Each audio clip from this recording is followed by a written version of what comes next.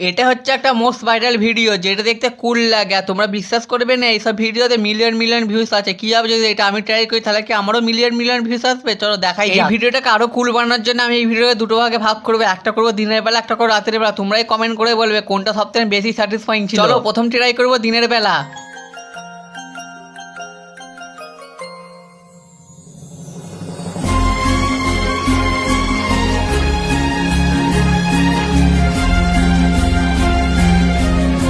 চলো এবার ট্রাই করো রাতের বেলা। খালি তোমরা ভিডিও লাইক আর চ্যানেলটাকে সাবস্ক্রাইব করে নাও।